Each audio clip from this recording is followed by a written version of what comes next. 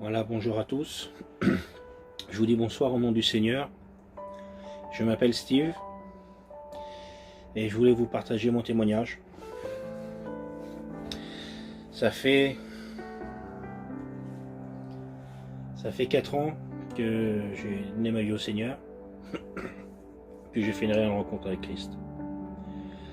Vous savez, moi, j'ai pas grandi dans un foyer chrétien et puis chez nous, il n'y avait pas de chrétiens.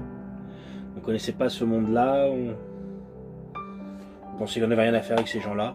C'est pas qu'on les aimait pas, on les connaissait pas, tout simplement. Moi, mon père m'a toujours dit, mon fils, tu sais, quand tu seras plus grand, il faut que tu gagnes bien ta vie et que tu subviennes aux besoins de ta famille et que personne ne manque de rien. Sois un homme chez toi. Moi, j'ai grandi là-dessus et sans prétention, voilà, à l'âge de 26 ans, j'avais déjà mon terrain, ma maison à moi. J'avais fondé un foyer. Au niveau matériel, j'avais tout ce que je voulais. Et j'avais une très bonne situation financière, je travaillais beaucoup, j'avais un bon travail. Et à cette époque, la chance m'avait souri, et puis j'avais fondé de grosses sociétés de bâtiments, je travaillais beaucoup. Donc, si on veut se placer d'un certain point de vue, tout allait bien dans le meilleur du monde, si on peut dire ça. J'avais une belle femme et de très beaux enfants. Mais vous savez, moi j'étais quelqu'un qui était malgré tout colérique et orgueilleux. Malgré tout ce qui me souriait dans la vie, je pensais tout savoir. Je pensais tout connaître. Et vous savez, ce qu'on veut présenter au sein d'un foyer, c'est pas réellement ce qu'on veut... Comment expliquer ça? C'est un peu comme une pièce de théâtre. Vous savez, quand le spectacle est fini, le voile tombe. Ce que les gens croient qu'il se passe dans votre foyer, c'est jamais la réalité. Parce que moi, au sein de mon foyer, on faisait une belle figure devant tout le monde, mais mine de ça, moi, j'étais un garçon qui sortait beaucoup, qui avait un très mauvais caractère. Et j'aimais bien la boisson, j'aimais bien sortir avec mes copains quand j'avais du temps libre. Et j'aimais mes enfants, j'aimais mon foyer, mais à ma façon. Et je travaillais beaucoup, je rentrais à 18h, 19h le soir, je prenais ma douche, je dînais avec ma famille, et puis moi, le peu de temps qui me restait, j'allais me promener avec mes copains. Pour moi, c'était un peu ça la vie d'un homme. J'étais inculqué dans ce sens-là. Et quand je rentrais j'étais très souvent sous, j'aimais bien l'alcool. Et que ma femme me faisait des reproches que je rentrais à des heures tardives. Moi, la seule chose que je savais faire à cette époque-là, c'était la battre. Pour moi, une femme n'avait pas le droit d'avoir l'autorité sur son mari, elle n'avait pas le droit de... Enfin bon, j'étais bête à cette époque. Il y a combien de fois, il y a combien de reprises mes enfants se sont réveillés en plein milieu de la nuit et puis me voyaient en train de taper leur mère par terre. Et les matins, quand on se réveille, qu'on se rend compte du dégât qu'on a pu faire au sein de cette maison, les objets qu'on a cassés, les coups de poing dans les murs qu'on a pu mettre, enfin... Bref. Et le matin, vous savez, on n'est pas bien fier quand on voit tout ça. Alors moi, pour consoler ma conscience, pour soulager ma propre conscience, excusez-moi, j'allais dans les magasins et puis j'allais acheter des bouquets de fleurs, des bijoux, des vêtements. Un jour, ça m'a même coûté une voiture. Mais je rentrais les bras chargés comme un Père Noël dans la maison et puis bon, bien évidemment, elle était contente, mais c'est pas ce qu'elle demandait au fond d'elle-même. À l'époque, elle voulait sûrement vouloir un foyer normal, et moi à cette époque-là, j'étais pas sur la même longueur d'onde que elle, et à cette époque-là, je pouvais pas lui apporter ça. Et vous savez, ça s'est accéléré un soir. Alors pour reprendre sur mon foyer, pour vous dire, on avait un foyer plus ou moins boiteux. Et très souvent, on se laissait, on se reprenait, à tour de rôle. C'était très compliqué vis-à-vis déjà notamment des enfants, c'était très compliqué. Comment voulez-vous qu'un enfant grandisse normalement? Quand vous voyez un père qui crie toujours sur la mère et qui lui tape dessus, un foyer où il n'y a pas la paix, où les assiettes volent en éclats tous les 5 minutes, où il y a des foyers qui n'ont que des cris, donc un enfant ne peut pas grandir sereinement là-dedans. Et moi, c'est ce qu'on avait dans ce foyer-là. Alors bien sûr, on avait tout le matériel adéquat, on avait tout ce qu'on voulait, on partait en vacances 3 fois par an, mais On n'avait pas la peine dans notre foyer, je peux vous l'assurer. Et un jour, ça s'est accéléré. J'étais dans une soirée, j'étais avec des amis, avec des copains. À cette époque-là, j'avais plein de copains dans le monde. Et pardonnez-moi pour ce que je vais dire comme parole, mais il faut appeler un chat, il faut pas aller à l'envers des choses. Et puis ce garçon-là m'a dit, voilà, viens dehors, Steve, j'ai quelque chose à te faire voir. Et puis le garçon-là m'a proposé de la cocaïne. J'étais sous, j'étais dans l'euphorie de la fête, et puis je me suis laissé aller à cette drogue. J'ai essayé, et ça m'a tout de suite plu. Je vous le dis, ça m'a plu immédiatement. À un point que c'était constamment à chaque fête, il fallait que j'en prenne. Ça faisait partie de la fête après pour moi, ça. C'était un passage obligé de la fête. Et à chaque fête, j'en prenais de plus en plus de grandes quantités. J'étais un garçon, j'aimais bien l'excès, c'était dans mon caractère à cette époque. À un tel point que j'en prenais à chaque fête, et puis que je sortais tous les soirs, et que du coup j'en prenais quasiment, pour pas dire tous les soirs. Et vous savez, avec cette drogue mélangée à l'alcool, malheureusement, c'est pas pour vanter les bienfaits de la drogue, il n'y en a pas. Mais vous savez, quand on est sous, on arrive à une certaine heure, on n'a plus de force, on pense qu'à dormir. Et avec cette drogue mélangée à l'alcool, vous n'avez pas du tout ce délire-là. Vous pouvez rester 3 jours sans rentrer chez vous, à boire et à faire la fête et à vous droguer non-stop sans vous arrêter. Donc pendant 3 jours, plus rien ne compte à part la drogue, la fête et les copains. Votre foyer, vous y pensez plus. Votre travail, vos obligations, vous n'y pensez plus. Votre famille, vous n'y pensez plus. C'est un voile. Je dirais que maintenant, avec le recul, je vois la main de l'ennemi, je vois la main du diable là-dessus.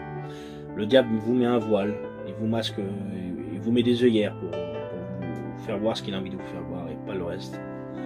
Donc plus rien n'a d'importance. Vous êtes dans un monde artificiel et vous êtes vraiment tenu. Vous êtes tenu en laisse avec ça. Vous vous mentez à vous-même, vous dites que vous pouvez arrêter comme vous voulez, que vous gérez, mais réellement, je vous le dis, vous gérez rien du tout avec ça. C'est cette drogue qui vous gère. Il faut arrêter de se mentir à soi-même. Bref, voilà, mon foyer s'est dégradé en quelques mois, très très rapidement. J'étais déjà pas beaucoup présent chez moi, je l'étais quasiment plus. Je n'étais plus régulier dans mes affaires, dans mon travail, je ne faisais plus mes rendez-vous, je ne faisais plus ce que j'avais à faire, j'étais tellement dans un état second. Je rentrais en milieu de l'après-midi chez moi au bout de 3 jours de fête et je me rendais pas compte que j'avais pas fait mes affaires dans le travail, etc. Donc en quelques mois, mon travail, je l'ai plus ou moins perdu. Et par la même occasion, un jour je suis rentré chez moi et j'ai perdu mon foyer. C'était plus supportable pour elle, j'étais plus un mari du tout, j'étais plus chez moi, j'étais pris dans cette drogue avec mes copains, avec mes nouveaux copains qui se droguaient également. Parce que cette drogue vous donne un nouveau milieu social, un nouvel entourage se met autour de vous. Et vous pensez que tout est beau, tout est rose. Et donc au bout de quelques mois, un jour je suis rentré chez moi, elle avait pris sa voiture, les enfants, et puis ses bagages, et puis elle est tout simplement partie. C'était plus gérable pour elle, j'étais plus un mari, j'étais un fantôme, je répondais plus au téléphone, j'étais plus là. Et quand elle a essayé à quelques reprises de me faire reprendre conscience, j'étais pas capable de l'écouter à cette époque-là. J'étais tellement pris dans la drogue que j'étais plus moi-même. Et vous dire l'état d'esprit à laquelle j'étais rendu à cette époque, quand j'ai vu que mon foyer était brisé, que j'ouvrais cette maison, elle était vide, j'avais plus mes enfants qui m'attendaient, ni ma femme. J'aurais dû réaliser, prendre conscience tout de suite que quelque chose n'en est pas. J'aurais dû faire un demi-tour sur moi-même. Mais avec cette drogue et cet entourage et ce milieu néfaste dans lequel vous êtes, vous ne prenez pas conscience de ça. Et moi je disais, c'est pas grave, de toute façon c'est pas une grande perte. Et puis de toute façon je suis mieux sans elle. Voilà ce que je me disais à cette époque-là. Pour faire rapide, voilà. Cette situation-là a duré 3 ans et demi. Pendant 3 ans et demi, je me suis drogué. Vu que j'avais plus de compte à rendre à personne, j'étais seul, ben je me suis drogué tous les jours. Je me suis drogué, oui, tous les jours, on va dire presque tous les jours. Je prenais de la cocaïne en grande quantité. Tout cet argent que je m'étais évertué à mettre de côté dans le monde, parce que j'étais un garçon, je pense, qui était, on peut appeler ça ambitieux. Je voulais planter, construire, bâtir dans le monde. J'avais des 100 milliards de projets dans ma tête. Et tout cet argent que je m'étais évertué à mettre de côté pour faire plein de choses, ben, j'ai fait qu'une seule chose avec, c'est que je l'ai dilapidé dans l'alcool et dans la drogue. Pendant 3 ans et demi, j'ai perdu mon travail, j'ai perdu mon foyer, j'ai perdu, on va dire, ma famille m'avait mis de côté, mes anciens amis m'avaient mis de côté, et pendant 3 ans et demi, je me droguais tous les jours, avec ces nouveaux copains, entre parenthèses.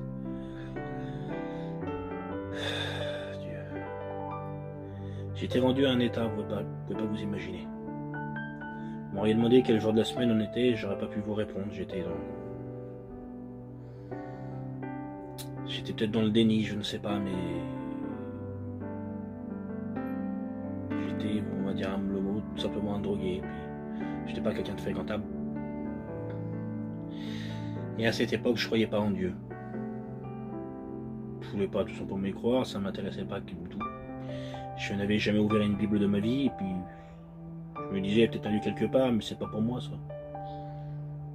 Je voyais plus ou moins des gens chrétiens, je les voyais, je sais pas, dans ma tête, je m'étais imaginé que c'était peut-être des gens faibles, qui avaient besoin de se rattacher à quelque chose. Voilà comment peut-être je voyais les choses à cette époque. Puis je croyais pas à la puissance de Dieu, je pensais pas que Dieu était ressuscité, moi. Je pensais que Dieu c'était simplement que des mots. Et il a fallu qu'on me saisisse mon terrain. Il a fallu que je détruise mes véhicules dans des accidents avec l'alcool. Il a fallu que je perde tout mon argent. Il a fallu que je perde la quasi-totalité de mon entourage pour prendre conscience que Dieu existait. Moi, ma rencontre avec le Seigneur, elle s'est faite un matin. Pas au sein d'une réunion, pas au sein d'une église. Un matin, je suis descendu de ma chambre pour me préparer un café, tout simplement. Vous savez, j'attendais rien de particulier. On ne s'attend pas à voir des anges descendre du ciel ou lumière resplendissante, non, rien de tout ça. Je suis descendu boire mon café, comme tous les matins, avec les mêmes solitudes, mon même désarroi.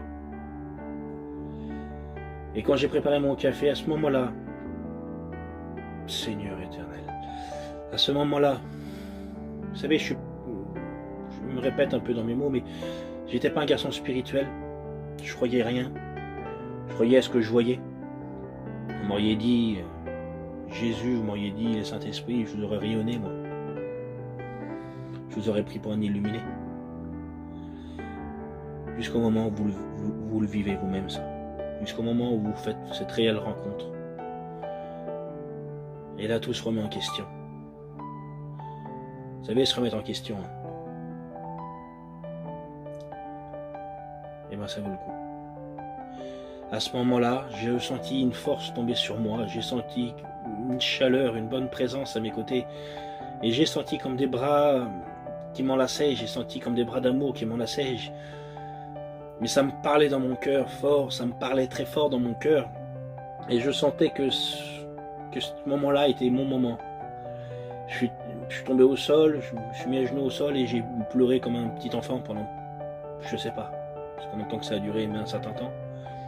Et je pleurais, je comprenais pas ce qui m'arrivait réellement, je vous le dis. Pleurer un matin comme ça, sans raison particulière, il n'y a pas de mots. Mais j'ai compris que avec du recul, j'ai compris que c'était des pleurs de repentance. Je pleurais, j'étais inconsolable, je pleurais à grosses larmes et puis c'était sur ce que j'étais devenu, sur ce que j'avais fait de mal. sur ce que j'aurais pu faire de bien et ce que je n'avais pas fait. Et j'avais besoin de passer par cette pleure. Quand j'ai appelé mon esprit, je me sentais mieux, je me sentais soulagé d'un poids. Et je sentais un amour rentrer en moi, je sentais une présence, c'était spécial. Vous les chrétiens convertis, vous savez ce moment-là, vous le connaissez. Vous connaissez ce moment où le Seigneur vient vous visiter pour la première fois, où vous faites cette réelle rencontre avec votre Créateur. C'est tellement bon, vous êtes bénis, vous ne voulez pas que ça s'en aille. Ça m'a fait ça. Et ça me faisait du bien et ça me parlait dans mon cœur et je comprenais que le Seigneur venait me visiter. Allez vous dire que c'était Jésus qui vient vous voir. Je ne le savais pas moi, mais si je le savais au fond de mon cœur que c'était le Seigneur qui venait. Parce qu'il est dit dans la parole de Dieu qu'il vous enseignera toutes choses en temps voulu. Et ça me parlait dans mon cœur. Et c'était comme une évidence pour moi. Quand j'ai repris un peu mes esprits, j'ai pris mon téléphone dans mes mains et puis je voulais appeler quelqu'un, je ne sais pas qui. Et quand je voyais les noms de mon répertoire défiler devant moi, je voyais tous les membres de ma famille, tous ceux de ma famille, tous ceux de mes anciens copains qui avaient fait une croix sur moi. Et je voulais les appeler pour leur dire que je les aimais, je voulais les appeler pour leur dire que quelque chose s'était passé dans ma vie. Et c'était particulier, j'avais qu'une seule envie à ces moments-là. C'était la seule fois que ça m'arrivait dans ma vie, c'était la première fois du moins. Excusez-moi. J'avais envie de lire la Bible, et j'avais envie d'écouter des chants de cantiques. J'avais envie de découvrir qui était Jésus. J'avais envie de découvrir sa vie. J'avais envie de découvrir son parcours. J'avais envie de découvrir pourquoi il était crucifié. J'avais envie de comprendre pourquoi tant de chrétiens dans le monde lui étaient fidèles. Enfin, je voulais comprendre toutes choses.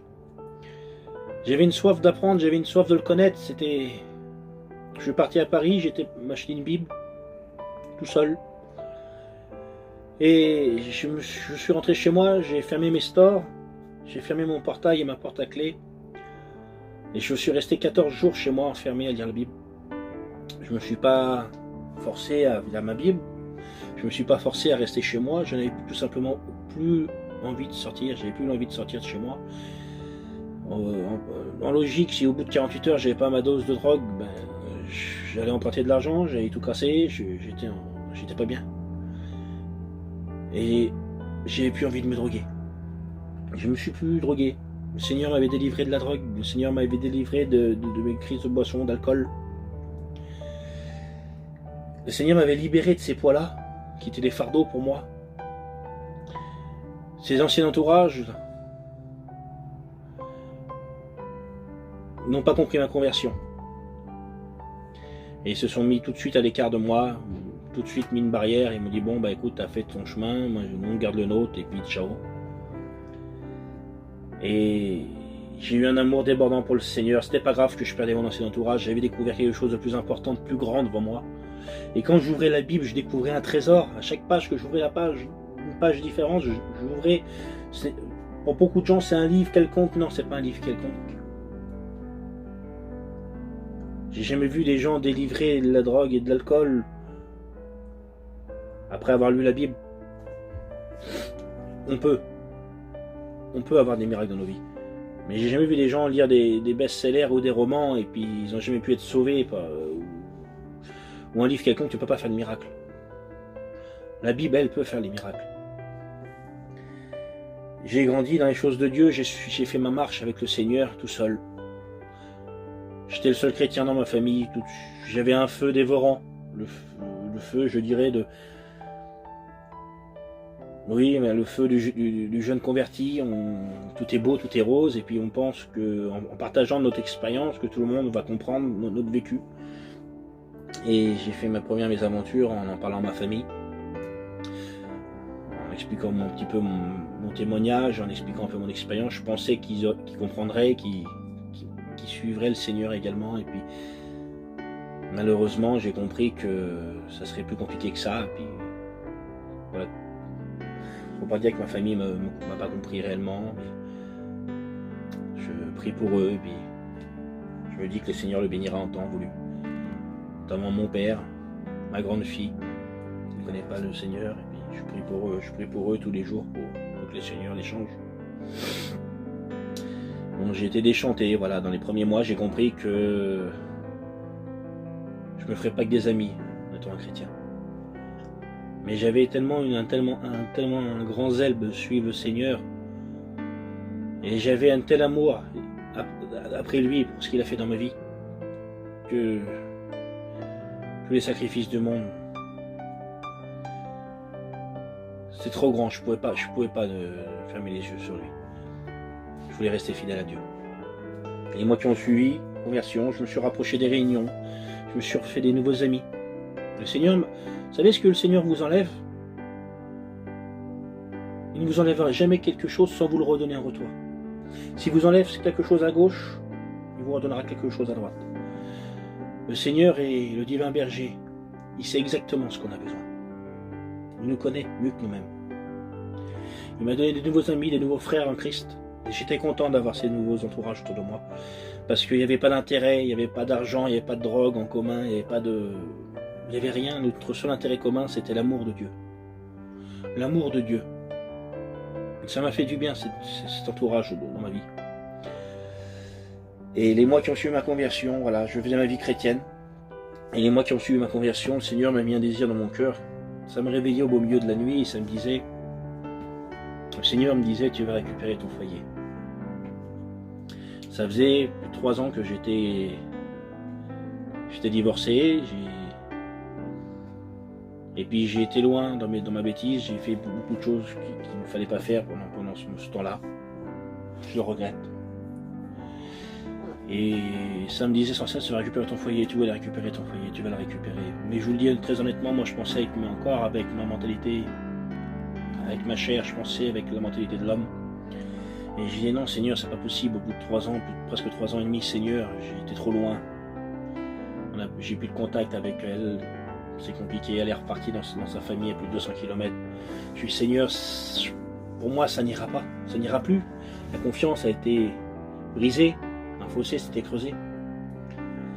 Mais ce que je ne savais pas à cette époque-là, c'est que mes voies n'étaient pas les voies du Seigneur, et que le Seigneur, lui, se plaît à rebâtir sur les ruines. Le Seigneur se plaît à faire le miracle là où les gens ne l'attendent pas. Et ça m'a interpellé, ça m'a harcelé pendant plusieurs semaines. Jusqu'au moment où j'ai dit d'accord Seigneur, je vais faire comme tu le veux. Si je sens que c'est dans cette direction-là que tu veux m'emmener. Mais je dis Seigneur à une condition. Moi j'ai pas la force en tant qu'homme. Je n'ai pas les mots. Vous savez, c'est pas le coup d'aller toquer une porte et dire aujourd'hui je suis un chrétien, tu comprends, maintenant je voudrais qu'on se remette ensemble. Ça ne fonctionne pas comme ça. Une vie brisée, un foyer brisé, ça se reconstruit. Mais ça se reconstruit sur la confiance. Mais ça se reconstruit aussi avec l'amour de Dieu. Je le dis. Donc j'ai toqué à la porte plusieurs fois, là cette porte est restée fermée. J'ai prié, des fois j'ai même perdu courage. Ça a duré plusieurs mois, hein, ça a duré près de 8 mois. Je faisais des allers-retours là-bas. Et un jour la porte s'est ouverte. Et le dialogue a commencé à revenir petit à petit. Ça a mis du temps. C'était long. Je me suis mis dans la prière, je me suis réfugié dans la prière, vous ne pouvez pas imaginer. Et je peux vous dire que la prière est d'une grande efficace. Elle avait énormément de rancœur sur moi. C'était compréhensible. J'étais le garçon, j'étais un menteur, j'étais un tricheur, j'ai fait beaucoup de choses s'il ne fallait pas. Et un jour, vous savez, chrétien c'est bien, c'est beau, mais il faut que ça se voie. Il ne suffit pas de le dire, il faut que ça se voie. Il faut que, comme je le dis souvent, il faut que nos actes y dépassent nos paroles. Alors un jour, j'ai pris mes mains dans ses mains, et devant elle, j'ai fait ce que le Seigneur attendait de moi. J'ai mis un genou à terre et j'ai mis mon second genou à terre. Je me suis mis à genoux devant elle. Et j'ai tout simplement demandé pardon. J'ai demandé pardon pour le mal que j'ai fait. Tout ce que j'ai pu lui dire. Et je peux vous dire que ça a porté ses fruits. Je remercie le Seigneur parce que Par la suite, le Seigneur m'a redonné mon foyer. Je reprends. Et le Seigneur m'a redonné mon foyer. Et le Seigneur a tout rétabli. Quand je vous dirai tout rétabli. Là où il y avait des ruines, là où il n'y avait plus rien, le Seigneur a rebâti. Aujourd'hui, je suis heureux, aujourd'hui, je suis chrétien. Ma compagne s'est convertie, a donné sa vie à Christ également. C'est une fervente chrétienne, baptisée. J'essaye de parler plus souvent de Christ à mes enfants. J'essaye de les faire vivre à mes côtés et de leur faire comprendre que le Seigneur est mort pour nous. Je veux que mes enfants prennent le choix, à leur âge de raison, de suivre le Seigneur. Je suis diacre à mon église, je suis engagé en tant que diacre à mon église. Le Seigneur récemment m'a appelé à son service. Je remercie le Seigneur pour toutes les bénédictions qu'il a pu me donner. Il y a un an de ça, un peu plus d'un an de ça, le Seigneur m'a donné un petit garçon. J'ai 2 filles, le Seigneur m'a donné un petit garçon. Comme j'aime à l'appeler, c'est l'enfant de la réconciliation. Je remercie le Seigneur pour tous les cadeaux qu'il a fait. Il m'a redonné une situation. Il a permis que je puisse reconstruire ma vie. Je puisse avoir du travail, je puisse avoir une stabilité dans ma vie. Vous savez, j'ai plus le faste d'avant. Mais je n'en veux plus, j'en ai pas besoin. Comme disait l'apôtre Paul, quand je regarde dans mes vies d'avant, je vois ça comme de la boue. Et c'est exactement ce que ça me fait. Aujourd'hui, je suis réellement heureux. Je sais qui je sers. Je sais que le Seigneur est à nos côtés, il est ici présent. Je sais que le Seigneur bénit mon foyer. Aujourd'hui, on va dans les réunions. On prie le Seigneur, on chante en cantique. On n'a plus besoin de grand chose dans nos vies, on a juste besoin de Dieu. Dieu a fait le miracle dans ma vie, je suis réellement heureux. Je sais que le Seigneur est vivant. Ce n'est plus que des mots, j'ai fait une véritable rencontre. Le Seigneur m'a transformé en toutes choses. J'essaye de parler de Dieu au maximum au sein de ma communauté, de ma famille. Il est vrai que Jésus l'a dit aussi dans sa parole, qu'on n'est pas prophète dans sa famille, parce que ceux qui ne connaissent pas Dieu nous voient toujours comme nous étions auparavant. Ils ont toujours le regard sur ce que nous étions avant, donc on n'est pas toujours crédible à leurs yeux, malheureusement. Je prie le Seigneur que le Seigneur les éclaire. Voilà, maintenant, je m'évertue à travailler pour Dieu. Tous les jours, je pense à Dieu. À chaque instant, je pense à Dieu. Dieu est mon Créateur, Dieu est mon Sauveur. Toi qui ne le connais pas encore, qui passe par des difficultés, des découragements, tu cherches une réponse quelque part, mais tu ne sais pas où. La réponse, elle n'est pas dans les religions. Laisse-moi te le dire. On ne prêche pas une religion, nous. Jésus ne l'a jamais dit dans la Bible. Jésus, nous on veut tout simplement une relation avec Dieu. C'est une relation. Et on veut surtout ne pas s'éloigner de la Bible, de ce qui est marqué dans la Bible. On veut rester fidèle et conforme à ce qui est marqué dans la Bible, les enseignements que Christ nous a laissés. Croyez en Dieu, soyez bénis. J'espère que cette petite vidéo vous bénira, vous parlera. Vous voyez, si vous êtes en découragement, si vous cherchez une réponse quelque part, votre réponse elle n'est pas loin, elle est à portée de main. C'est Jésus. Jésus est mort pour nous. Jésus est monté sur le bois de la croix. Il a pris nos péchés, passés, présents et futurs, sur lui-même, afin que nous n'ayons plus de condamnation, que nous n'ayons plus de condamnation. C'est grâce à lui, aujourd'hui, que nous sommes sauvés. Que le Seigneur vous bénisse. Amen.